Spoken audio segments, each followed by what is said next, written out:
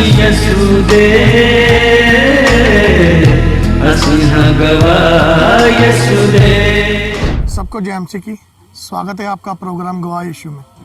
जिस तरह बाइबल में लिखा है कि तुमने मुझे नहीं चुना, मैंने तुम्हें चुना और ठहराया कि तुम फल लेकर आओ। इसी तरह से हम आपको एक ऐसे गवाह के साथ, एक ऐसे परमेश्वर की दासी के साथ मिलाएंगे जिनके जीवन में परमेश्वर ने अद्भुत काम किया और आज परमेश्वर उनके द्वारा हज़ारों लाखों रूहों को बचा रहा है। आइए आज हम मिलेंगे परमेश्वर की दासी पास्टर आरती गिल जी के साथ। जय मसीह की पास्टर जी। जय मसीह की जी। पास्टर जी, स्वागत है आपका प्रोग्राम गवाह यीशु में। Thank you. पास्टर जी, सबसे पहले हम ये चाहते हैं कि आप दर्शकों को अपना इंट्रोडक्शन दीजिए कि आप कहाँ के रहने वाले हैं और कहाँ सेवकाई कर रहे हैं। मेरा नाम पास्टर आरती गिल है।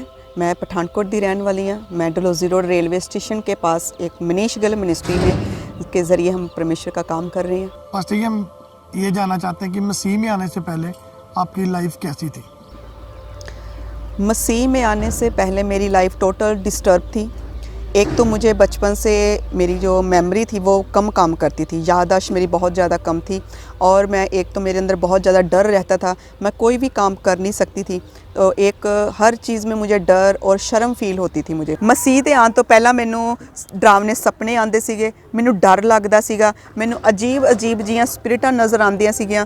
ਤੇ ਮੈਂ ਸ਼ਾਦੀ ਤੋਂ ਬਾਅਦ ਮੈਂ ਜਦੋਂ ਵੀ ਆਪਣੇ ਮਾਇਕੇ ਰਹੀ, ਸਸੁਰਾਲ ਵਿੱਚ ਰਹਿੰਦੀ ਸੀਗੀ, ਉਦੋਂ ਹੀ ਮੈਨੂੰ ਉਹ ਚੀਜ਼ਾਂ ਆਉਂਦੀਆਂ ਸੀਗੀਆਂ ਨਜ਼ਰ। ਪਰ ਮੈਨੂੰ ਇਦਾਂ ਨਜ਼ਰ ਆਉਂਦੀ ਕਿ ਮੈਂ ਇੱਕਦਮ ਡਰ ਜਾਂਦੀ ਸੀ, ਕੰਬ ਜਾਂਦੀ ਸੀ ਤੇ ਮੇਰਾ ਸਰੀਰ ਪੂਰਾ ਵਾਈਬ੍ਰੇਟ ਕਰਨ ਲੱਗ ਪੈਂਦਾ ਸੀਗਾ ਤੇ ਮੈਂ ਕਹਿੰਦੀ ਮੇਰੇ ਨਾਲ ਕੀ ਹੋ ਰਿਹਾ ਵਾ। ਫਿਰ ਮੇਰਾ ਬੀਪੀ ਲੋ ਹੋ ਜਾਂਦਾ ਸੀਗਾ, ਮੈਨੂੰ ਇੰਨੀ ਪ੍ਰੋਬਲਮ ਕ੍ਰੀਏਟ ਹੁੰਦੀ ਸੀਗੀ ਕਿ ਮੈਂ प्रार्थना ਵਿੱਚ नहीं सी बैठ सकती, मैं वचनों ਨੂੰ नहीं सुन सकती। तो जे घर 'ਚ प्रार्थना होनी तो मैं बिल्कुल कल्ली रहना, डर के रहना, सहमी रहना, पता नहीं की गा। फिर मैनू जे मैं बाइबल पढ़नी तो मैनू कुछ याद नहीं सींदा क्योंकि वो मेरे तो पहला ही मेरी वो मैमोरी, मेरा दिमाग काम नहीं सी करदा हुंदा। तो एक अजीब जिहा डर हुंदा सीगा कि पता नहीं मैं सफल होना लाइफ दे विच कि नहीं होना। शायद मैं घट पढ़ी हाँ, इस करके मेरे फादर ने मैनू फटाफट मेरी मैरिज करती है कि चलो हुण अपना घर जाके सांभे। लेकिन मैरिज तो बाद भी मेरा यही हॉल सीगा। तो जब मैं प्रभु में शादी के बाद जब मैं प्रभु में आई तो उसके बाद मेरी वो एक जो मेमोरी थी, जो याददाश्त थी, एक तो वो मेरी इंक्रीज़ हुई बाइबल पढ़ने के द्वारा। एक साथ में परमेश्वर ने मेरे अंदर डर, वो जो शर्म वाली स्पिरिट थी वो गई और उसके बाद आज मैं प्रभु ने मुझे बहुत आय से ब्लेस किया है। जब आप परमेश्वर में नहीं थे और जब आपको ये प्रॉब्लम थी तो उसका कभी कोई और इलाज करके नहीं देखा आपने? मेरी फैमिली में मदर मेरी कभी मुझे बाबों के पास, कभी मुझे चेलों के पास, कभी वो डॉक्टरी ट्रीटमेंट। मेरे फादर डॉक्टरों के साथ रहते थे, वो कंपाउंडर थे CMC हॉस्पिटल में। तो वो अक्सर मेरे बारे में उनसे पूछते रहते थे कि मेरी बेटी ऐसी क्यों है। सारे बच्चे मेरे ठीक हैं, 4 बच्चे हैं और चारों में से ये सबसे छोटी है और ये ऐसी क्यों है। तो डॉक्टरों ने कहा था कि कुछ बच्चे ऐसे होते हैं कि इनको ऐसे मतलब कि इनकी मेमोरी कम काम करती है, इनकी याददाश्त कम, दिमाग कम काम करता है। तो मेरे पापा ने कई बार उनसे पूछा कि क्या होता है। बोले कोई बात नहीं, आप इसको खिलाओ। लेकिन मेरी मदर जो थे वो सेटिस्फाई नहीं थे। वो मुझे अक्सर बाबों के पास, चेलों के पास, कभी धागे, कभी तबीत, कभी कुछ वो ऐसे डलवाते रहते थे कि ये कुछ ठीक हो जाए। लेकिन मैं अपनी लाइफ में +2 से ज़्यादा नहीं पढ़ पाई क्योंकि वो मुझे याद नहीं ज़्यादा होता था। कभी मैं भूल जाती थी, ज़्यादा मैं लिख नहीं पाती थी। मेरे ऐसे होता था, एक डर रहता था कि पता नहीं मैं करूँगी कि ना ही कर पाऊँगी। बस वो डर मुझे आगे बढ़ने नहीं देता था। तो फिर किस तरह आपने परमेश्वर को किस तरह से जाना फिर आपने? मेरी शादी जब हुई थी, शादी के बाद जब मैं अपने ससुराल में आई थी तो वहाँ पर वो सभी फैमिली क्रिश्चियन थे, वो प्रेयर करते थे। तो जब भी वो प्रेयर करते थे तो वो मुझे अक्सर कहते थे कि तू हमारे बीच में आ, प्रेयर कर, प्रार्थना कर, तो तू ब्लेस होगी, तो आशीषित। लेकिन मुझे एक डर सा लगता था, उनके बीच में मैं प्रार्थना करने नहीं बैठ सकती थी। मैं अक्सर उनके से अलग रहती थी, मैं अलग रहती थी। किचन में रहना, कमरे में रहना, किचन में रहना, कमरे में रहना, ऐसे करके मैं अलग अलग रहती थी उनसे। कभी भी मैं उनके साथ बैठी नहीं। लेकिन इसमें मेरी मदर इन लॉ ने मुझे गाइड किया, टीच किया कि तू हमारे साथ बैठ, तू ठीक हो जाएगी, तू कैसी है। फिर जैसे जैसे वो मुझे गाइड करते गए, मेरी मदर इन लॉ और मेरी फैमिली, ससुराल वाले, फिर मैं उनके ज़रिए मैंने प्रभु को जाना। जैसे जैसे मैं प्रभु के करीब आई तो वो जो मेरी डिलीवरेंस थी वो मेरी धीरे धीरे होती गई। हालेलुया। पास्टर जी, हम ये जानना चाहते हैं कि जैसे आपने धीरे धीरे परमेश्वर को जाना, परमेश्वर में आ गए, फिर कैसे परमेश्वर ने आपको उबारा कि आप एक पास्टर के रूप में इस्तेमाल होंगी?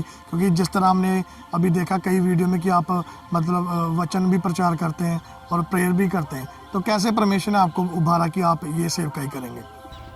जब मैं स्टार्टिंग में मैंने अपनी लाइफ में प्रार्थना करनी स्टार्ट की थी, मैं प्रार्थना जब बाइबल पढ़ती थी, प्रेयर करती थी, तो मेरे ससुराल वाले अक्सर कहते थे कि हम तेरे से स्टार्ट करेंगे, तू आज प्रार्थना करेगी, आज तू बाइबल पढ़ेगी, आज तू ऐसा करेगी।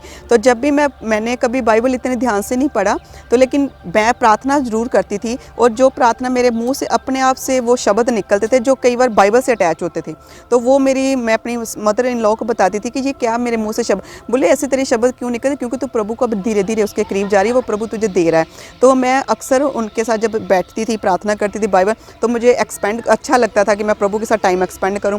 तो एक जब पास्टर हमारे घर में आते थे, वो कहते थे कि तू सेवा करेगी, तू सेवा करे। मैं कैसे सेवा करूंगी, मुझे तो पता नहीं है सेवा क्या होती है।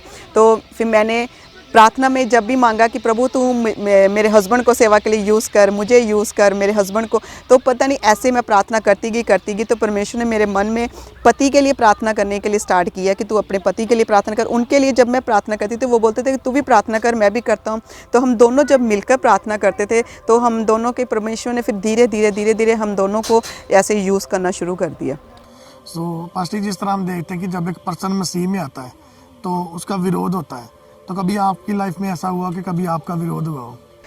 मैंने जब स्टार्टिंग में मैं जब प्रभु में आई थी, तो मेरा विरोध बहुत ज़्यादा हुआ था। मेरे मायके वालों ने बहुत ज़्यादा विरोध किया था।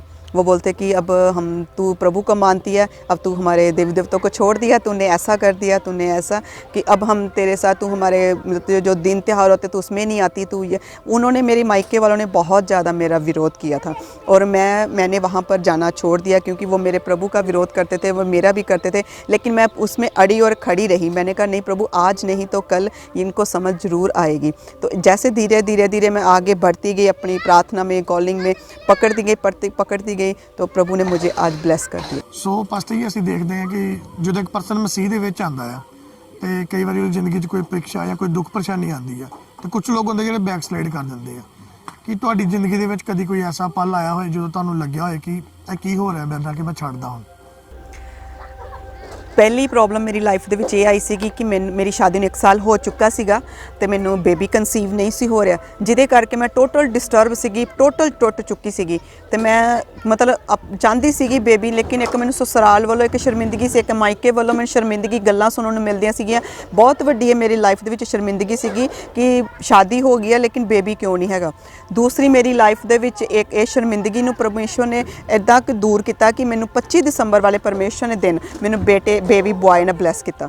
ਸੈਕਿੰਡ ਮੇਰੀ ਲਾਈਫ ਦੇ ਵਿੱਚ ਇਹ ਇੰਸਟੈਂਟ ਹੋਇਆ ਕਿ ਸਾਡਾ ਐਕਸੀਡੈਂਟ ਹੋਇਆ, ਫੁੱਲ ਫੈਮਿਲੀ ਅਸੀਂ ਗੱਡੀ 'ਚ ਸੀਗੇ, ਤੇ ਅਸੀਂ ਕਿਤੋਂ ਆ ਰਹੇ, ਮੀਟਿੰਗ 'ਚੋਂ ਅਸੀਂ ਆ ਰਹੇ, ਤੇ ਸਾਡਾ ਐਕਸੀਡੈਂਟ ਹੋਇਆ। ਪਰਮੇਸ਼ਵਰ ਨੇ ਇੰਨਾ ਵੱਡਾ ਸਾਨੂੰ ਹੱਥ ਦੇ ਕੇ ਰੱਖਿਆ ਕਿ ਉਸ ਐਕਸੀਡੈਂਟ ਦੇ ਗੱਡੀ ਇੰਨੀ ਕੁ ਡੈਮੇਜ ਹੋ ਗਈ ਦੀ ਸੀਗੀ ਕਿ ਤੁਸੀਂ ਦੇਖੋਗੇ ਕਿ ਵਿਸ਼ਵਾਸ ਨਹੀਂ ਕਰੋਗੇ ਕਿ ਉਹ ਗੱਡੀ ਵਿੱਚ ਜਿਹੜੇ ਜੀ ਸੀਗੇ ਚਾਰੋਂ, ਉਹ ਬਚ ਸਕਦੇ ਕਿ ਨਹੀਂ। ਪਰ ਪਰਮੇਸ਼ਵਰ ਨੇ ਉਸ ਐਕਸੀਡੈਂਟ 'ਚੋਂ ਵੀ ਸਾਨੂੰ ਇੰਨਾ ਕੁ ਹੱਥ ਦੇ ਕੇ ਬਚਾਇਆ, ਜਿੱਥੋਂ ਮੇਰਾ ਹੋਰ ਫੇਥ ਵਧਿਆ ਕਿ ਨਹੀਂ। ਜਦੋਂ ਮਾਰਨਿੰਗ 'ਚ ਲੋਕਾਂ ਨੇ ਦੇਖਿਆ ਕਿ ਗੱਡੀ ਤਾਂ ਪੂਰੀ ਡੈਮੇਜ ਹੈਗੀ ਆ, ਬਟ ਇਹ ਪਰਿਵਾਰ ਵਿੱਚ ਬਚਿਆ ਵੀ ਹੈ ਕਿ ਨਹੀਂ, ਤੇ अर्ਲੀ ਮਾਰਨਿੰਗ ਜਦੋਂ ਆਪਾਂ ਦੇਖਿਆ ਤੇ ਫੁੱਲ ਫੈਮਿਲੀ ਆਪਾਂ ਸੇਫ ਸੀਗੇ। ਤੀਸਰਾ ਇੰਸੀਡੈਂਟ ਮੇਰੀ ਲਾਈਫ 'ਚ ਪਰਮੇਸ਼ਵਰ ਨੇ ਜਦੋਂ ਸ਼ੈਤਾਨ ਨੇ ਅਟੈਕ ਕੀਤਾ ਕਿ ਮੈਨੂੰ ਚੈਸਟ ਪੇਨ, ਮੈਂ on duty C, Amandeep hospital 'ਚ ਮੈਂ ਜੌਬ ਕਰਦੀ ਸੀਗੀ, ਔਨ ਡਿਊਟੀ ਮੈਨੂੰ ਚੈਸਟ ਪੇਨ ਸ਼ੁਰੂ ਹੋ ਗਈ। ਉਹ ਚੈਸਟ ਪੇਨ ਕਾਹਦੀ, ਮੇਰਾ ਸਾਹ ਰੁਕਣਾ ਸ਼ੁਰੂ ਹੋ ਗਿਆ। ਤੇ ਮੈਂ ਕਿ ਪ੍ਰਭੂ ਅਸੀਂ ਤੇਰੀ ਸੇਵਾ ਕਰਦੇ ਹਾਂ, ਇਹ ਕਿੱਦਾਂ ਹੋ ਸਕਦਾ ਵਾ ਕਿ ਮੇਰੀ ਚੈਸਟ ਪੇਨ, ਸ਼ਾਇਦ ਮੈਂ ਉਸ ਚੀਜ਼ ਨੂੰ ਇਗਨੋਰ ਕੀਤਾ। ਹਫਤੇ ਬਾਅਦ ਫਿਰ ਸ਼ੁਰੂ ਹੋ ਗਈ। ਫਿਰ ਮੇਰੇ ਸਟਾਫ ਨੇ ਮੇਰੇ ਹਸਬੈਂਡ ਨੂੰ ਕਾਲ ਕੀਤੀ ਕਿ ਤੁਹਾਡੀ ਵਾਈਫ ਬਿਮਾਰ ਹੈ, ਇਹਨੂੰ ਘਰ ਲੈ ਜਾਓ। ਮੇਰੇ ਮਤਲਬ 15 ਕੁ ਦਿਨ ਇੱਦਾਂ ਮੇਰੇ 'ਤੇ ਉਹ ਅਟੈਕ ਚੱਲਦੇ ਰਹੇ ਚੈਸਟ ਪੇਨ ਦੇ। ਉਹ ਚੈਸਟ ਪੇਨ ਮੇਰੀ ਕਿੱਥੋਂ ਆਈ, ਬਟ ਪਰਮੇਸ਼ਵਰ ਨੇ, ਜਦੋਂ ਮੈਂ ਆਪਣੇ ਸਪਿਰਚੁਅਲ ਫਾਦਰ ਕੋ ਉਹਨਾਂ ਨੂੰ ਦੱਸਿਆ, ਤਾਂ ਉਹ ਕਹਿੰਦੇ ਕੋਈ ਗੱਲ ਨਹੀਂ, ਚਿੰਤਾ ਨਾ ਕਰੋ, ਮੈਂ ਪ੍ਰੇਅਰ ਕਰੂੰਗਾ। ਜਦੋਂ ਉਹਨਾਂ ਨੇ ਪ੍ਰਾਰਥਨਾ ਕੀਤੀ ਤੇ ਉਹ ਉਸ ਚੀਜ਼ ਤੋਂ ਵੀ ਮੈਂ ਡਿਲੀਵਰ ਹੋ ਗਈ। ਉਹ ਵੀ ਮੇਰਾ ਕਦੋਂ ਚਲੇਗੀ ਉਹ ਬਿਮਾਰੀ, ਮੈਨੂੰ ਕੁਛ ਪਤਾ ਨਹੀਂ ਲੱਗਾ।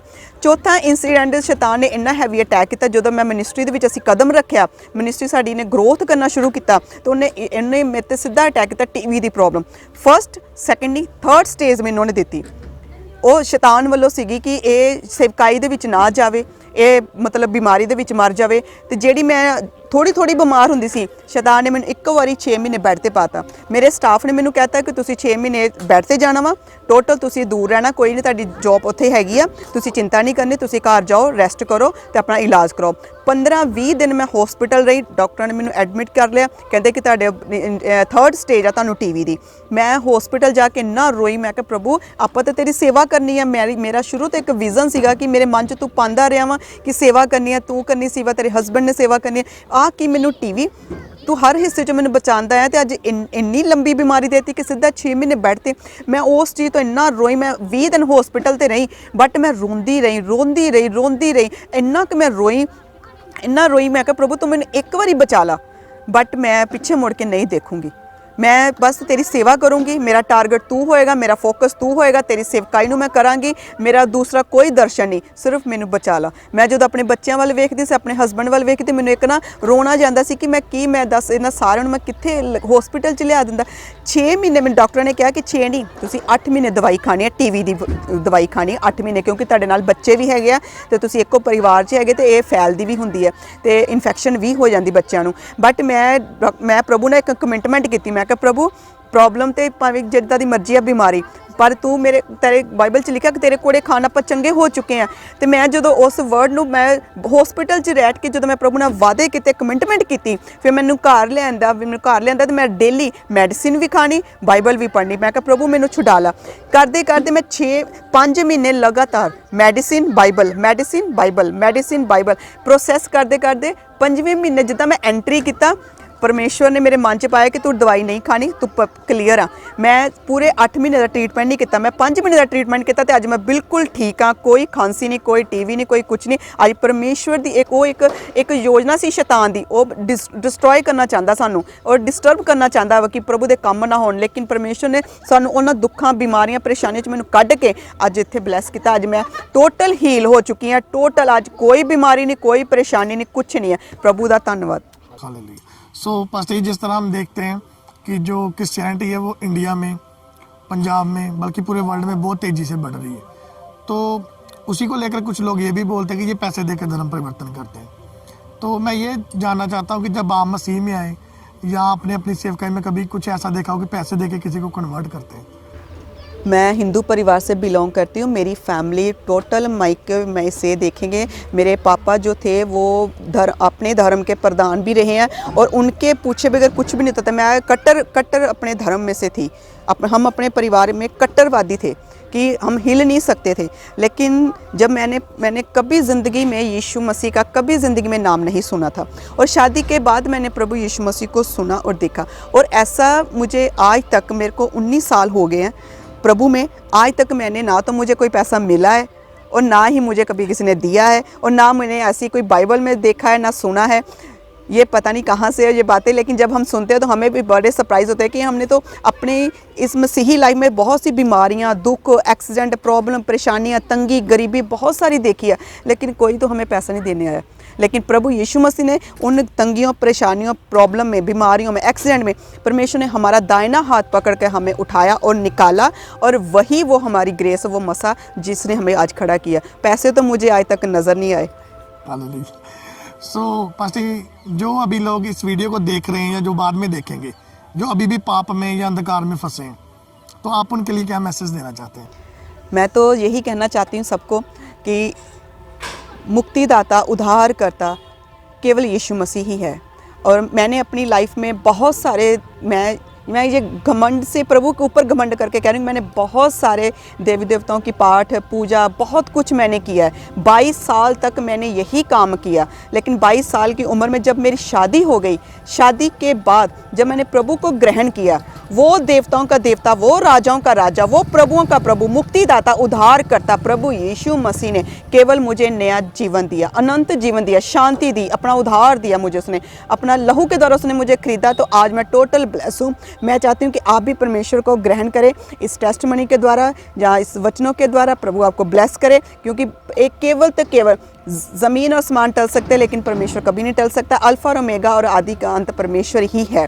और मैं आपको सलाह नहीं, ये मैं आपको मैसेज देना चाहती हूँ कि आप भी परमेश्वर को ग्रहण करें, उसको मुक्तिदाता, उद्धार करता ग्रहण करें। जैसे वो मेरा मुक्तिदाता, उद्धार करता ग्रहण मेरा बना, वैसे वो आपका भी बना। जैसे मैं आज डिलीवर हुई हूँ, पता नहीं कितनी कितनी की थी दुष्ट आत्माएं जिससे मुझे परमेश्वर ने आज़ाद किया। और आज पता नहीं आप भी शायद फंसे होंगे, तो लेकिन आप परमेश्वर को अपना मुक्तिदाता उद्धारकर्ता ग्रहण करके देखो, परमेश्वर आपको ब्लेस करेगा, आशीषित करेगा। जैसे मैं ब्लेस हुई हूँ वैसे आप भी ब्लेस होंगे। सो पास्टर जी, हम आपका बहुत बहुत धन्यवाद करते हैं कि आपने अपना कीमती समय दिया।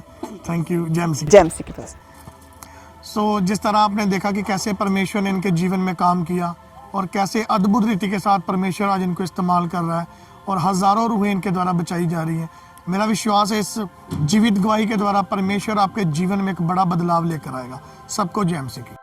तो मेरे प्रिय भाई बहनों, अभी आपने एक बहुत बड़ी अद्भुत गवाही को सुना। तो मेरा विश्वास है इस अद्भुत गवाही के द्वारा परमेश्वर आपके जीवनों में 100 गुना फलों को लेकर आएगा। आप इस गवाही को अपने दोस्तों के साथ और फैमिली मेम्बर्स के साथ शेयर ज़रूर करें, ताकि वो भी जान सके कि परमेश्वर कैसे लोगों के जीवन में अद्भुत काम कर रहा है। तो आप हमारे चैनल गवाह यीशु दे को सब्सक्राइब ज़रूर कर लें, ताकि आने वाले दिनों में आप परमेश्वर के और गवाहों के साथ मिल सकें। अगर आप भी अपनी टेस्टमनी हमारे साथ शेयर करना चाहते हैं तो नीचे आपको एक ईमेल आईडी दिखाई दे रही होगी, आप उस ईमेल आईडी पर अपनी डिटेल्स को शेयर कर दें, हम आपसे कांटेक्ट ज़रूर करेंगे। तो मेरा विश्वास है परमेश्वर आपके जीवनों को सेम नहीं रहने देगा। God bless you all. सभी को जय मसीह की।